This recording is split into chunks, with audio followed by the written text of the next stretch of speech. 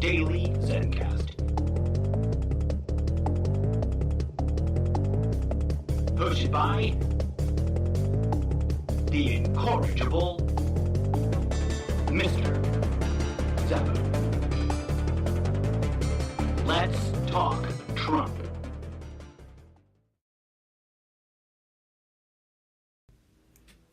Good morning, good evening, and good night, my fellow Trumptopians. It has been an epic few days,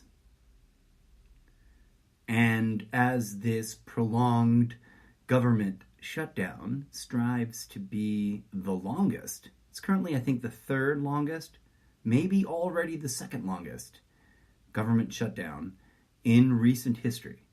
Not in all of history, but in recent history.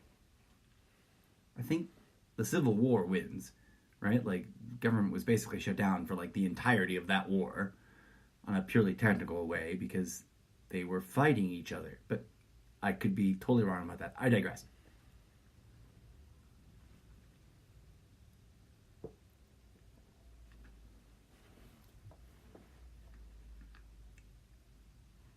I want to make a bold statement. I've just posted it on Facebook not too long ago. If you agree, please join me in sharing this around the world. I'm quoting myself now, and I don't do this very often, but I wrote this down because I spent some deep thought time thinking about everything going on, specifically, and it's funny, I use a cover picture today that's got all the Mueller investigation sort of recent famous faces. And what I'm going to talk about has got nothing to do with that right now. Because I think that's doing its own deep dive and slow burn. And we got a ways to go, folks. So on that note, for those who don't know, the Mueller investigation just got extended by 6 months. And that's its first extension. Some people, especially Trump fans, might be under some misguided misunderstanding, which is Trump's specialty, by the way, misguidedly misunderstanding you, and then misguidedly getting you to misunderstand everything.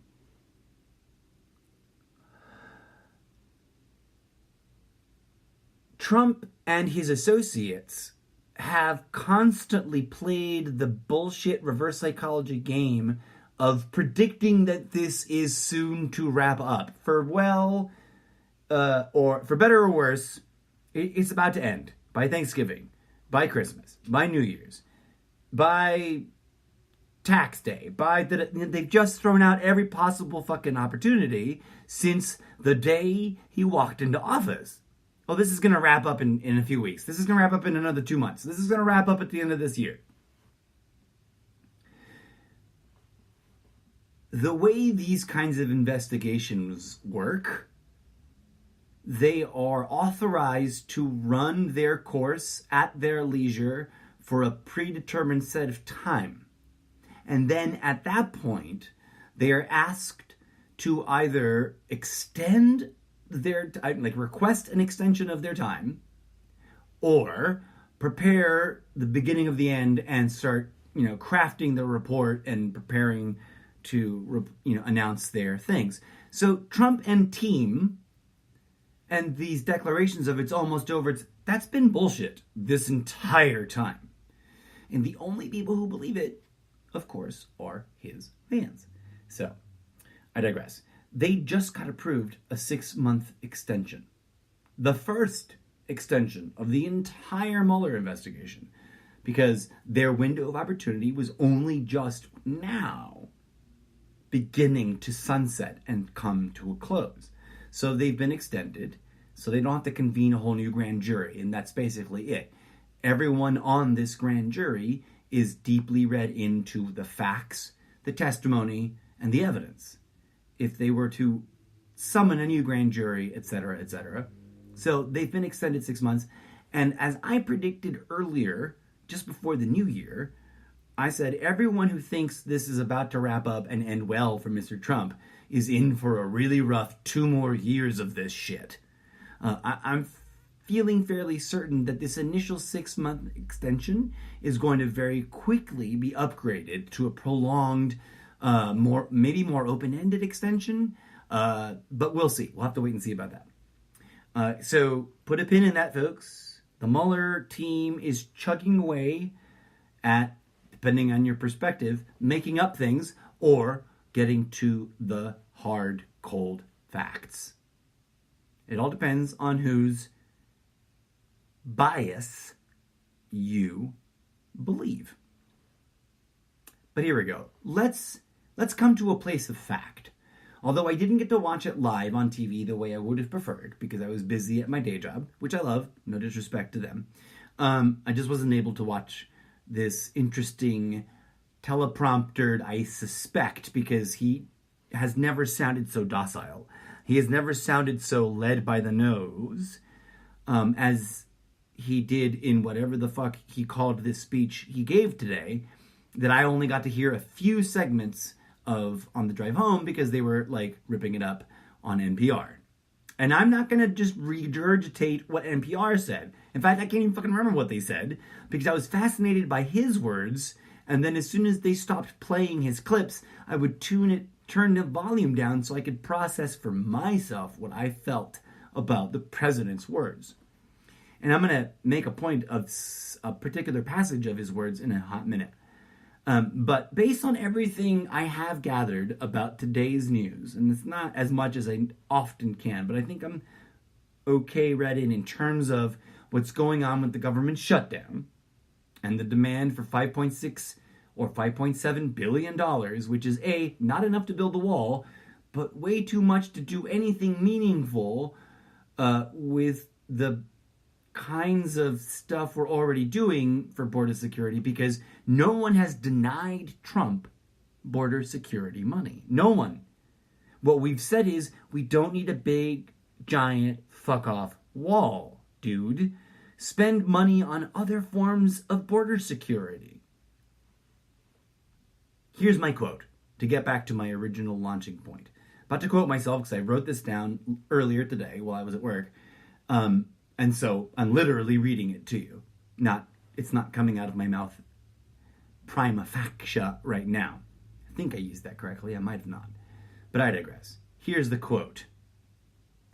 The fact that more real terrorists have been arrested at the northern border, but Trump is only demanding a wall along the southern border,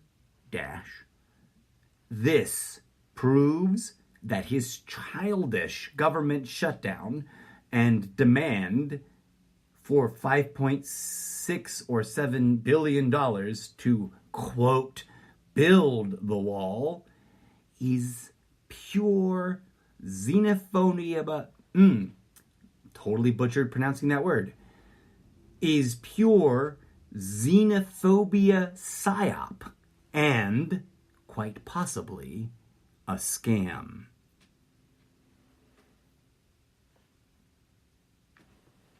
Let's address the quite possibly a scam part first. Why is it quite possibly a scam? Well, as I mentioned in my other episode about how I don't think he really wants to build this wall, a lot of his product is pure bullshit. Reality TV, in my opinion, has always been a scam. I've always had this opinion.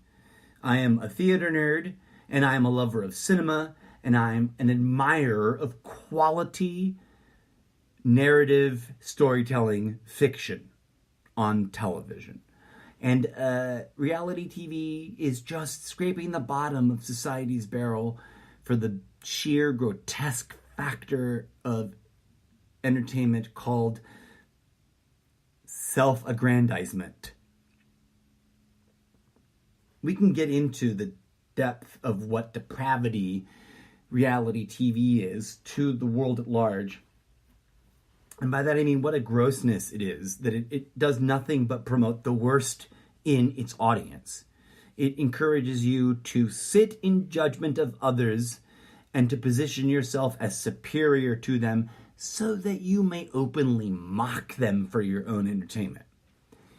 In ye olde ancient times, when Joshua was walking the earth and telling his 12 apostles, pardon me, his 13 apostles, that, this is how it is, and we got to meditate and stuff, and we're really supposed to be striving towards enlightenment, I'm fairly certain that the activity I just described would have been considered a sin. And I don't think most postmodern Christians today would agree if you just said reality TV is a sin. Some might, some wouldn't. Because they wouldn't, the ones who disagree wouldn't understand what you're trying to say, and the ones that do think television is a sin. I digress. Like that, like reality TV, which is a scam, I think, to take television money by producing next to nothing and it being the worst of the human species. Pure drama and ego trap, right? That qualifies it as a scam, in my book. But all his other products, before he became a president, were scammy or scamish. Let's be frank, and for those of you who aren't aware, but have lots of Trump supporters in your life, these are important notes. You should be taking notes here. Most of the buildings with Trump's name on them, he did not actually build himself with his own investment capital. You can go digging deep into that for yourself. If you'd like more information, the internet is full of it. And I mean that in both ways. Literally full of information about Trump being a horrible person and full of bullshit and full of itself. But I return to my flow. His beef product, total bullshit, never went anywhere because it was obvious, total bullshit. His university, Trump ran a university, right, was such a scam, was such a patently flawed, obvious, self-exposed scam that he lost several lawsuits and had to shell out some amount of money. I can't remember off the top of my head right now. You should look it up and find out for yourself exactly what he had to do to burden himself or unburden himself of the penalties incurred from that scam. Beyond having to, I think he had to close Trump University. Or he had already closed it because it was such a scam it wasn't even making money. I'm not clear on those details. Forgive me for not being as prepared. That was a bit of a tangent. I digress. When someone's behavioral pattern is that persistently scammy, he would often build a thing that he did pay for with his own money, but stiff huge chunks of the contractors involved. Because mind you, one contractor doesn't build a building. Hundreds of contractors build a building. And he would stiff huge blocks of contractors and keep rotating which ones he would stiff so that he could keep getting away with paying some of them and not all of them, and et cetera, et cetera. That's pretty skeevy business right there. How many foreclosures and or bankruptcies has he gone through? I personally don't remember the number because it's more than 15, I think. Could be wrong about that. This is an opinion show, by the way, and it's the end of the day, and I just need to talk, so I'm not prepared with notes and stuff. I digress. The facts are, because I've reviewed them before, and you can go review them for yourself, he's been sued multiple times because he's a scam artist. Not because this country is overly litigious, which it is. I'm not denying that. I'm saying Trump, the man, has been sued as many times as he has because he operates in a litigious-worthy way. He operates in a scam-ish way. He operates, his best projects are riddled with scammy things, and his worst projects are outright bullshit scams.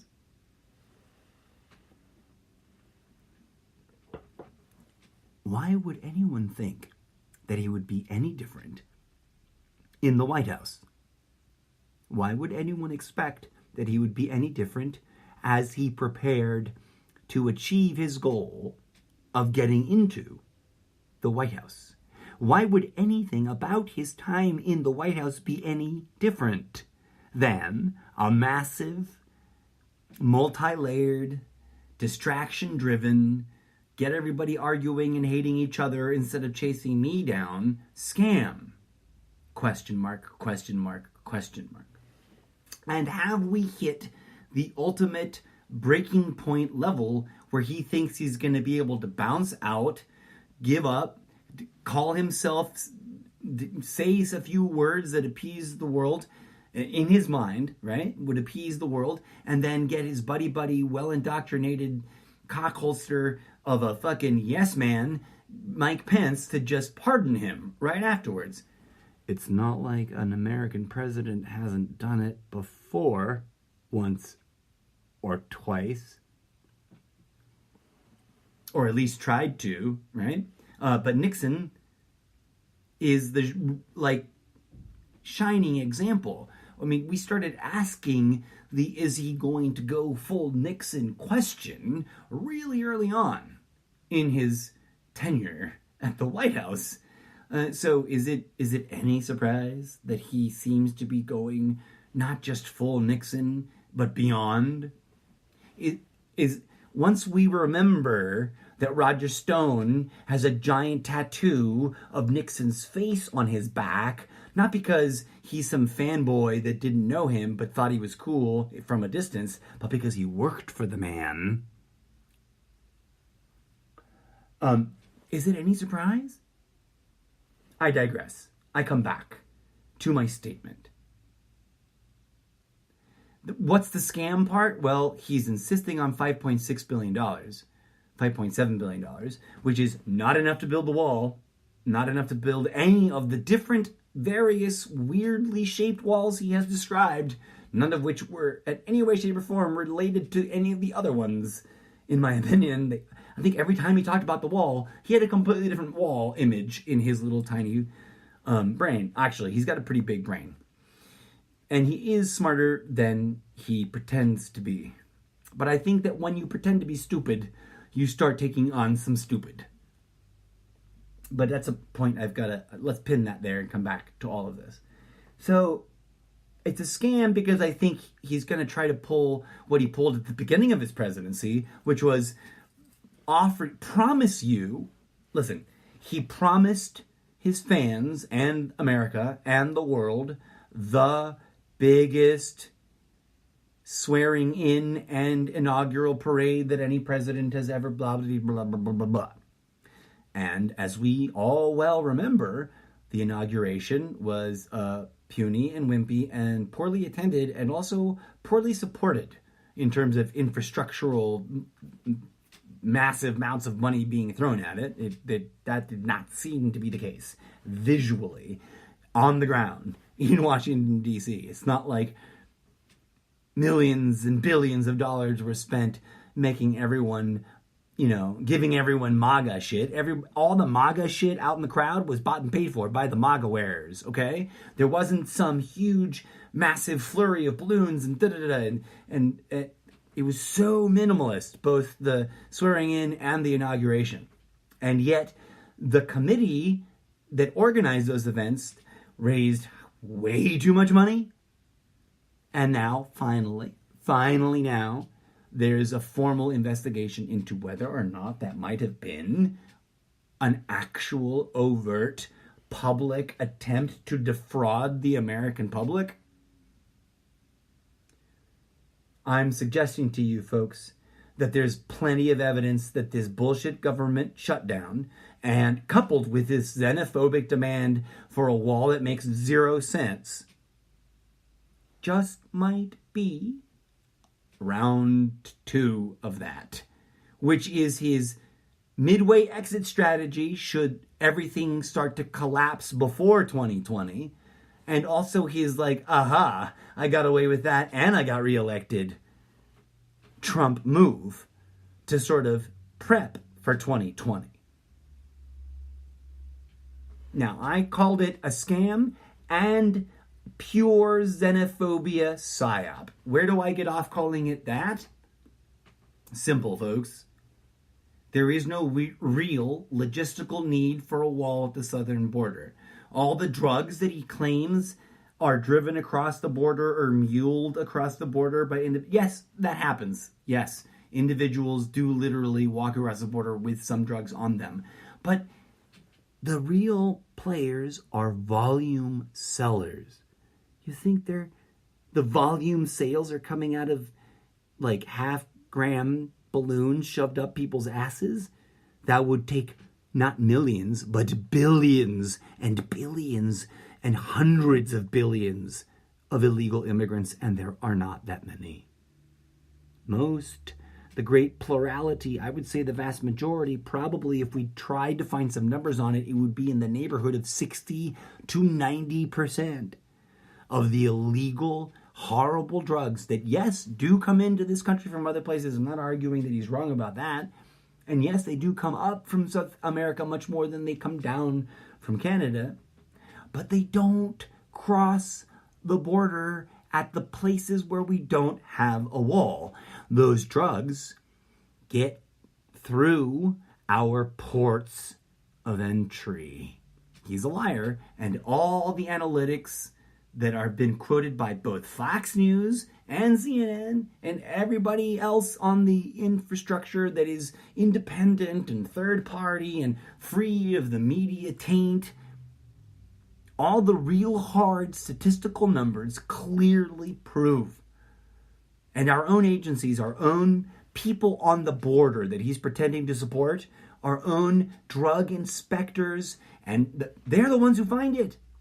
They know, and they will agree and attest to, the vast majority of the illegal drugs come in huge, like, bulk quantities, disguised and contained in things that travel through our official ports of commerce. That is the hardcore truth. That, and the next few levels down, airplanes. You guys didn't see American Made? And boats. None of those things would be stopped by a wall, okay? So, digress. Why is it a pure xenophobia psyop? Because the result of all of his rhetoric is that his base, which was already kind of hateful towards people who are less porcelain-skinned than they, he's just stoked and deepened and rationalized and associated with, yes, true tragedies that have got nothing to do with whether or not a wall would work. His being able to point to their enthusiastic demand for a wall is what's going to, in his mind, allow him to get away with the scam. In two ways. He'll be able to, quote, point to a legitimate support for building the wall, thus asking for the money, and also his base's outrage is triggering everybody else. So, everybody else is busy antagonizing his base. Everyone's arguing about the xenophobia. Everyone's arguing about the functionality of the wall. Everyone's arguing about whether or not immigrants are really violent, or whether or not it's actually all you white motherfuckers that don't really need to be carrying those many guns around. Not to get all fucking hardcore here for a hot second, but it offends me when people who hate other people because they blame other people for problems their own people cause, then take out their anger on my people, whose land this was originally. I'm not as white as I look. And unlike some politicians that could get snubbed for only having a small percentage point genetic relationship, my genetic relationship to indigenous people is deep and profound. It is only my surface that seems to indicate otherwise.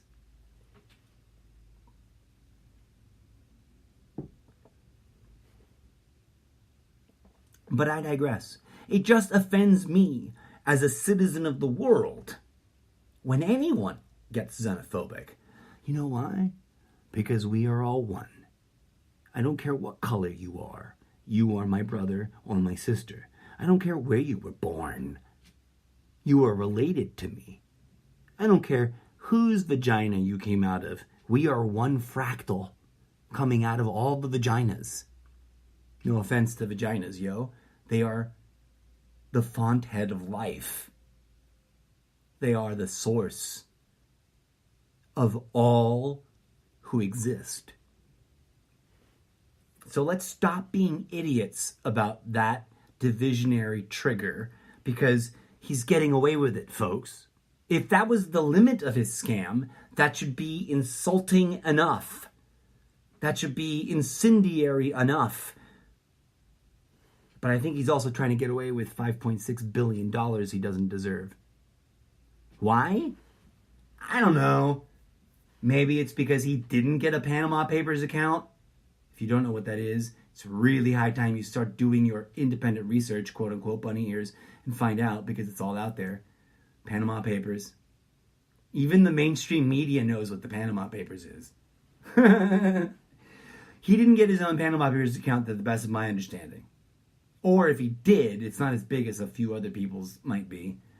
I'll have to double check on that, because I haven't gone digging as deep as I should have. And there was a promise released of American names with Panama Papers. When the original Panama Papers dump happened, there was very few, if almost, I think, next to none, American politicians or officials or celebrities named. It was all European and internet. It was all international, right? From an American perspective. Not that I'm an American. I mean, I am, but I'm not. But I am, but I'm not. I digress. Maybe he did, maybe he didn't get a Panama Papers account. But he's got plenty of other reasons and motivations beyond that to be playing this game.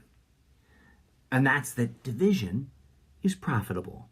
And they, whoever they are, whichever label you like best, they profiteer on division. Now, let's roll back one more step. It's really important that people understand this, because it's his biggest selling point. Zero, and this is fact-checked.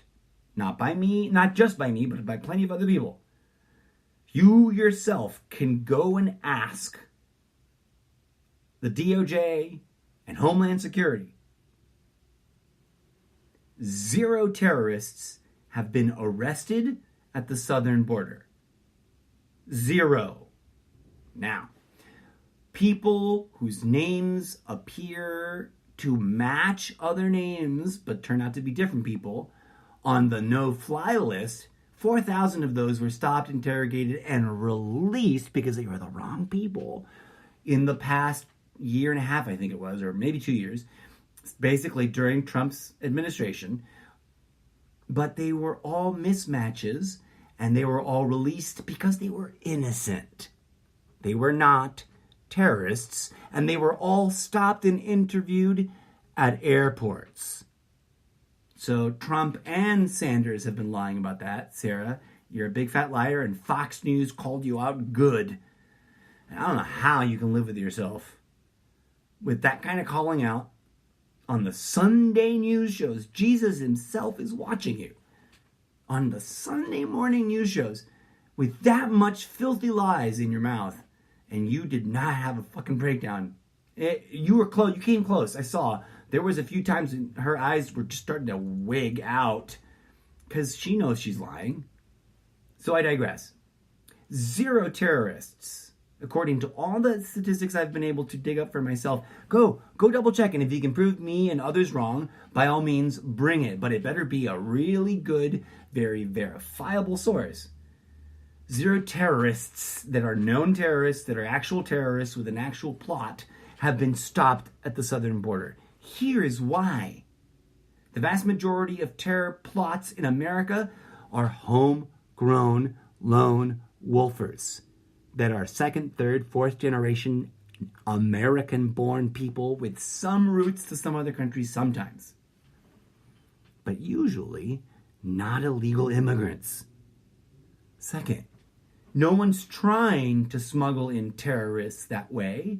That's a 9/11 associated misnomer because the terrorist cells understand it's easier to brainwash people through the internet than it is to try and smuggle people in. The drug cartels are already fucking monopolizing all the avenues. And the bottom line is, even if we do build a wall, it won't stop any of those problems. Okay?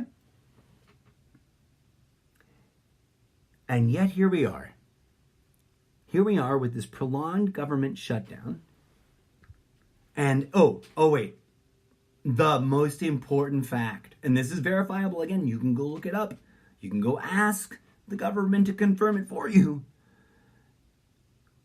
Actual terrorist plots have been stopped along the northern border. And yet, zero commentary on that. Zero word. There's never, ever, not once, zero. No talk of Canada's going to pay for the northern wall. Who's going to pay for the left coast and the right coast walls? Because we got to block off all the points of entry there, right? We got to build a big wall all the way around the fucking country and then put a roof on it before a wall would actually stop any of the problems that he's pretending it will magically stop. So, given that that is all true, and that I've just rendered to you nothing but fact, although loosely rendered in my own recollections of having looked it up, not right this second, so it was all linky ready for you, but rather I'm throwing the gauntlet down. I mean, this shit's readily available. Do you have Google? Because that's where I found it. And I don't even trust shit on the internet. But then again, I asked around and looked for others who may have looked for this information in other places, and yeah, it turns out it's pretty consistent. All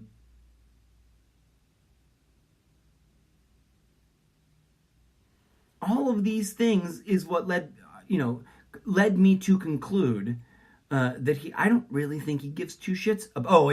Why? Further evidence that he doesn't actually care about illegal immigration. He has illegal immigrants working at his properties.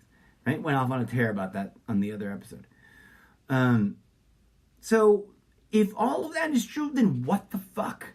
Why are we not paying 800,000, or I think it's 850,000 federal employees that are just not getting paid? Not the big ones, not the politicians you should be angry at. They're all giving themselves raises and sort of hoity-toity bantering that it might be a good idea to not accept those raises, maybe during a government shutdown. But how many of them actually turned it down? Question mark.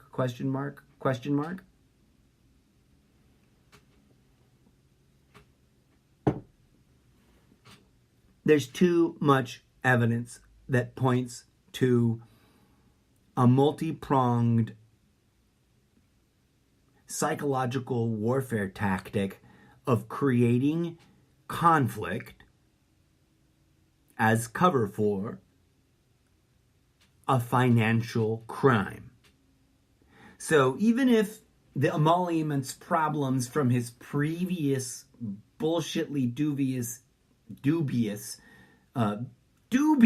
fucking arrangements, like with the one building in New York that he boasted about for a while until he totally stopped talking about it, in which he's blatantly in violation of some oversight law that says that a president can't own a business that the federal government is leasing property from. He never actually fixed that. He swore up and down he was going to put his actual family holdings in a blind trust. He never actually did it, right? His entire presidential litany of successes are things that aren't really what they seem. And then things that other people did that he just took credit for. Kind of like when he slaps his name on buildings that he did not build, that were not built with his money.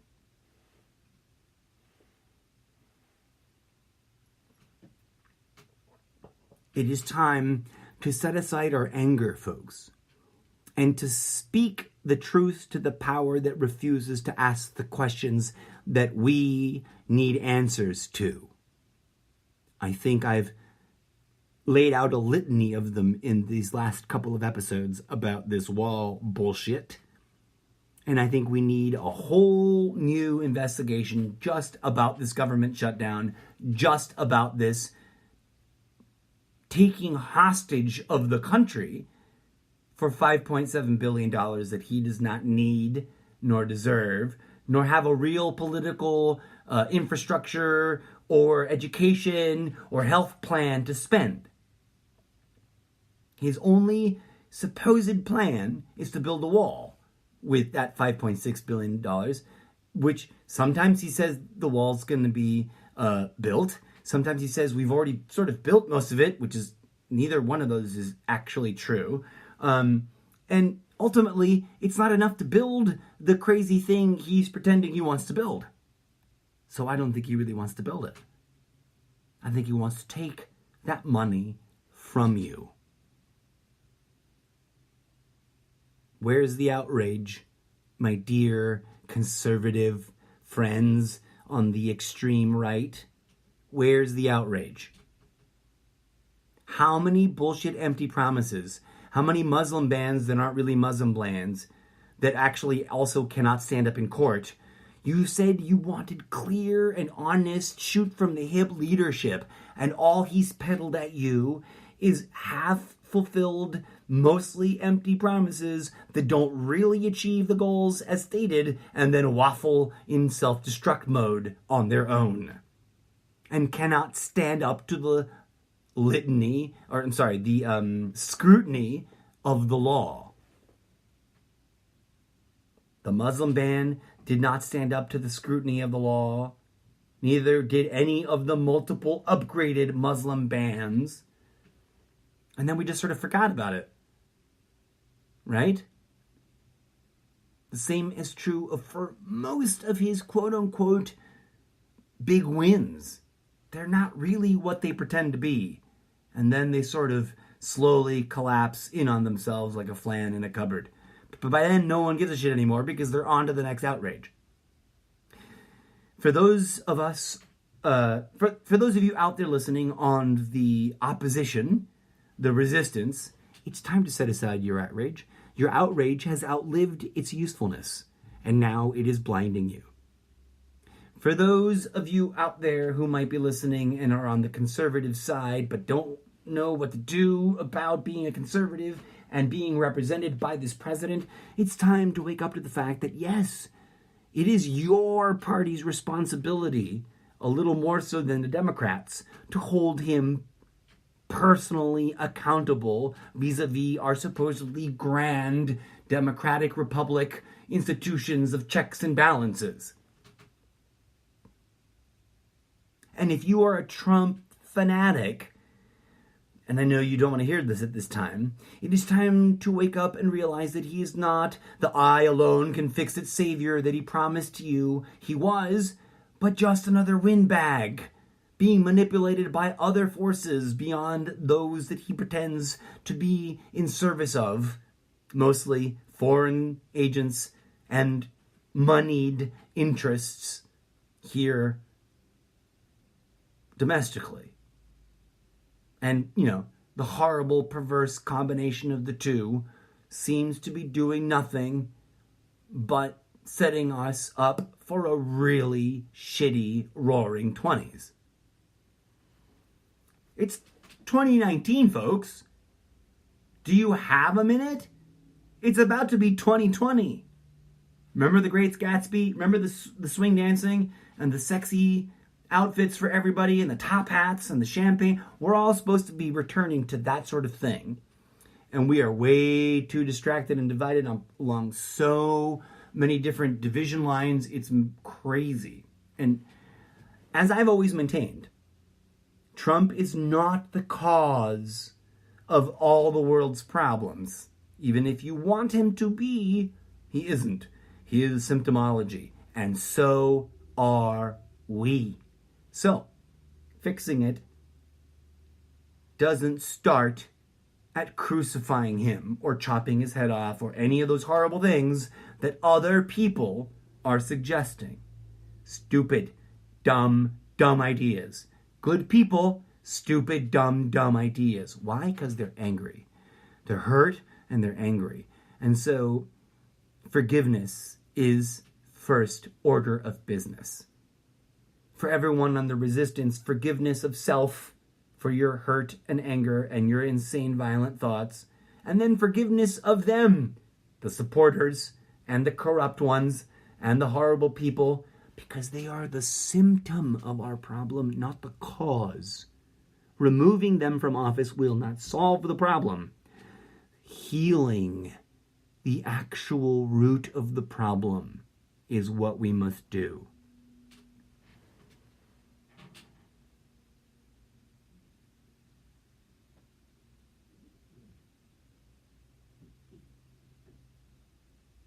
The solution is not violent revolution. Take a moment here and think about this with me. Let's all think about this together. If violence was the solution, wouldn't we already have solved the problems we are traumatized by now?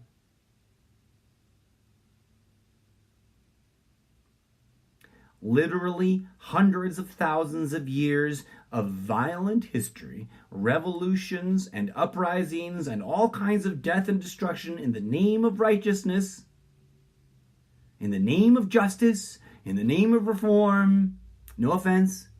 Those were bold and brave and beautiful struggles, and yes, achievements were made. But did they solve the actual problem? That's my critique. I'm not saying that they were so poorly chosen that they should never have been achieved, because many revolutions did bring us great benefits. But just like the Catholic Church has some really great hits that it knocked out of the park, it also has 3,000 years worth of abysmally dark and mind-blowingly horrific history that it just sweeps under the rug, as it also continues to violate little children and sweep that under the rug on top of everything. So, you get what I'm saying? It's a mixed bag with things, folks. Thousands and thousands of years of bloody, violent history. And here we are, anyways. Boom. A clusterfuck of crazy. Now, maybe, just maybe, and you can call me crazy if you need to, but I hope that the seeds stick around in your mind and in your heart for a minute or three, and that you come back to thinking about this in the not-too-distant future. But maybe, just maybe, it's time to open up our minds and our hearts and our chakras and think beyond the pre-programmed limitations of bloody vengeance and violent revolution. Even if we just mean emotionally and verbally violent political revolution. Because we've been swapping out blue and red and blue and red for how long? And all we really have is a bloody clusterfuck of blue versus red raping the American middle class for the last 50 years. Because if you think they aren't in on it together, folks, then you, bless you, need a little bit of a tough love waking up. Because statism is a fucking brainwashing, ideological mindfuck of a religion that teaches you to have blind faith in one party and hate the other party, and then never think about how the two of them must work together in order to achieve what is actually rendered in the political outcome.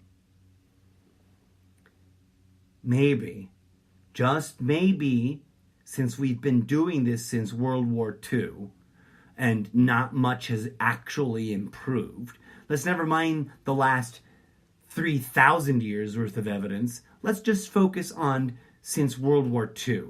Let's not worry about what Jesus said too hard. Let's not worry that we had this revolution when Christos Yahshua was walking the earth and telling us to meditate and love each other unconditionally and forgive ourselves and forgive each other in order to commune with the unity that we can all experience, and that we should probably be vegetarians, if not pescatarians at best, because, all the things. But remember, he was a pescatarian. He fished. He was also part-time vegetarian because he was a Nazarene, but that's a whole nother episode. He also meditated.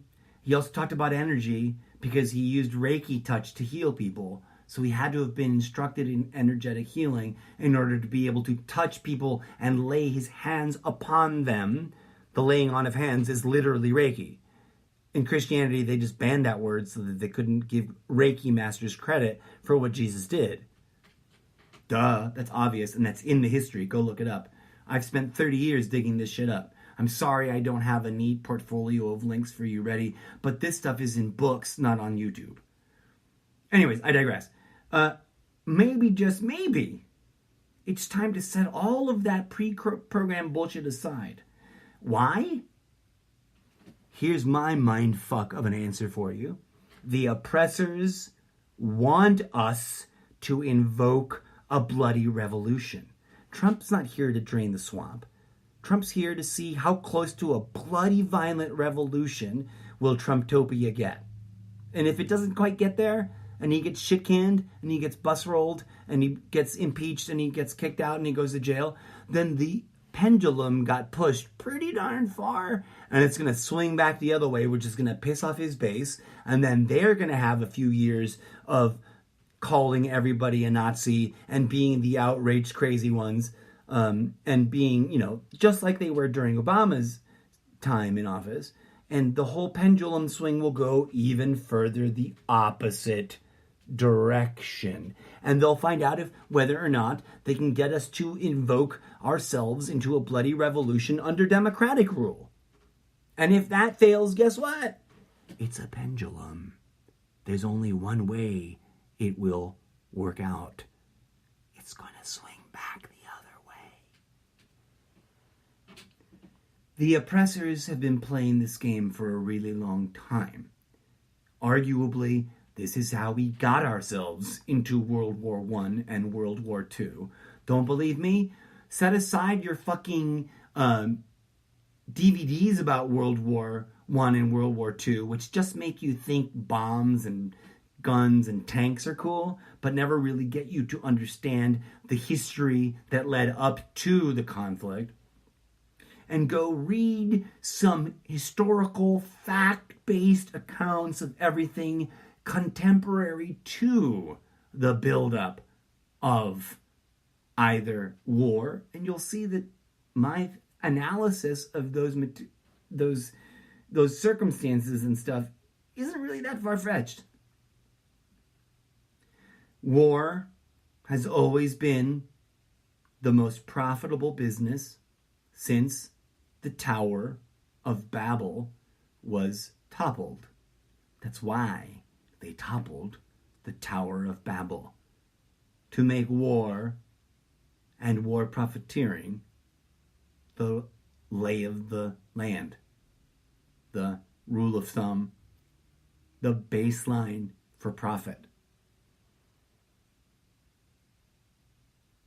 They know, the oppressors who love violence but never get involved personally, the oppressors who profiteer on conflict but never actually give two shits about the conflicts they create because they aren't real, they know that bloody, violent, rage-based revolutions never solved a goddamn motherfucking thing.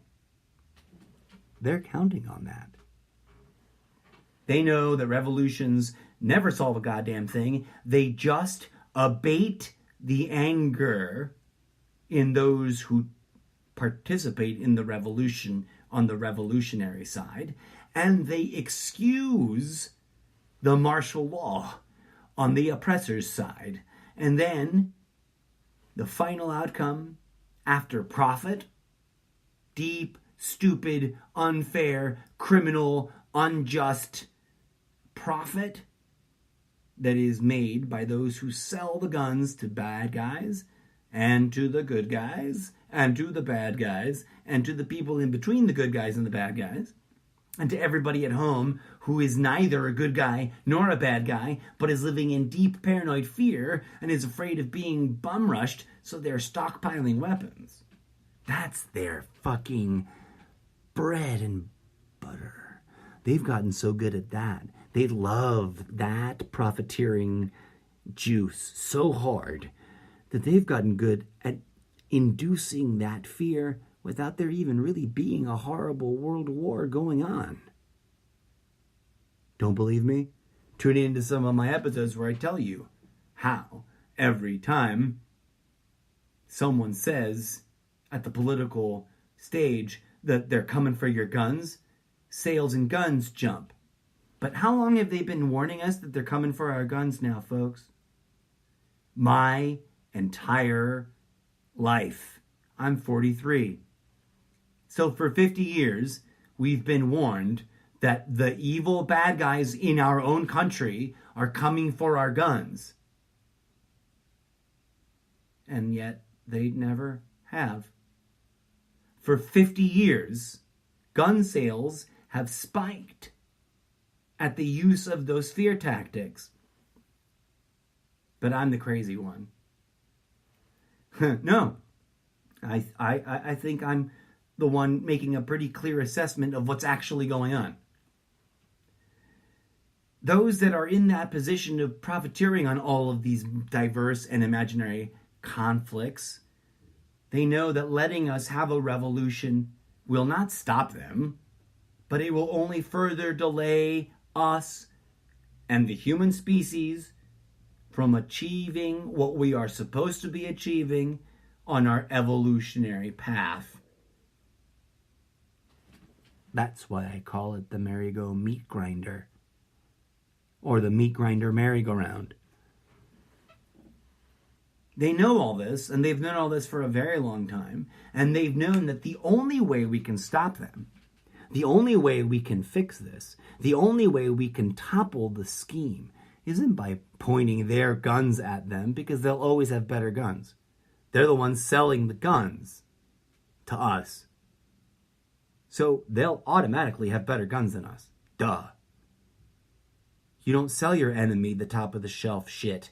You sell your enemy the third tier shit and tell him it's top shelf shit, so that you have top shelf shit. And your enemy has third tier laughable nonsense that you know can't damage you. That's what the war profiteers have done to you, my friends. To us, to all of us, whether you own a gun or not. Not only do they know all this, not only are they the ones who are truly playing 5D chess,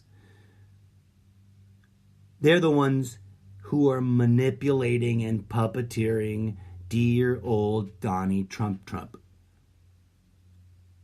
Because just like Obama never really came for your guns, Trump's never really gonna stop the NWO. He's just gonna keep pumping you full of fear that way. You know why? There's a grand master scheme at hand, and it's really simple. All of this me first, I'm number one, so I'm the best, brainwashing, coupled with violent revolution and vengeance brainwashing, coupled with the clusterfuck that is the politics shit show that they distribute the brainwashing with and also trigger our brainwashing triggers with. They know that all of that is achieving their two most beloved goals: perpetuating the war profiteer propaganda and agenda so they can continue war profiteering and profiteering on everything and every conflict.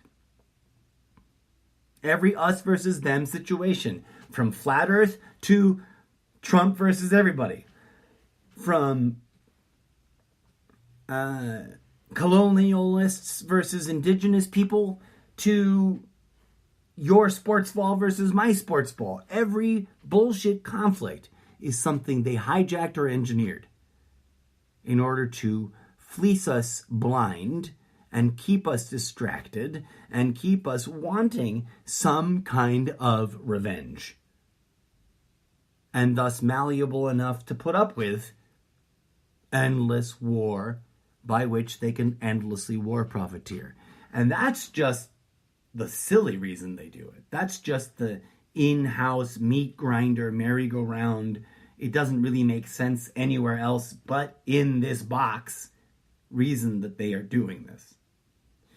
The bigger reason, the more mindfucky reason, is that by building that box and sticking ours in it, and giving us all of those things I just described, and all of these boundaries, and all these addictions, and all of these reasons to say yes to endless war and conflict, and all of these reasons to hate ourselves and each other, it stops you from opening your third eye.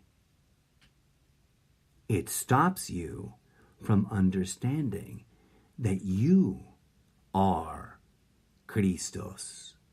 It stops you from experiencing directly how you are Buddha. And that has always been the message from every culture, from every corner of the world, whatever shape this womb is. The message has been, yo, we're doing this wrong. We're insulting and kind of irritating the shit out of Mother Earth, whose womb this is. And Father Cosmos, Father Time, Father Kronos, whatever favorite name, Father, there's a yin and a yang, a positive and a negative polarity. There's a womb mother and a cosmic seed father. And they're both looking at us like, the fuck are you people doing? And they're waiting for us to get our shit together and set aside all this meaningless, self-destructive bullshit and get involved in some really epically amazing, mind-blowing, self-improving, self-healing, mutually uplifting, mind-blowingly cool stuff that they have in store and on offer, but that we've been radically neglecting because we prefer, and this mentally seduced condition that we find ourselves in, to cling to the ideological mental slavery we were indoctrinated with. That's my thesis. Has been from the get-go. I'm sticking to it. By all means, prove me wrong.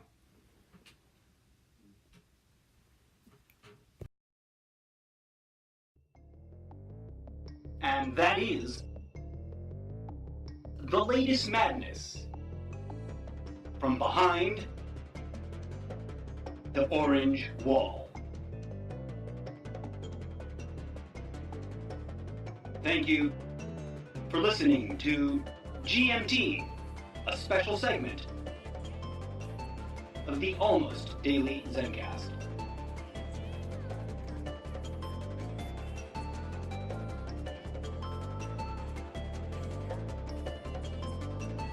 Stay woke, Trumptopia. Stay woke.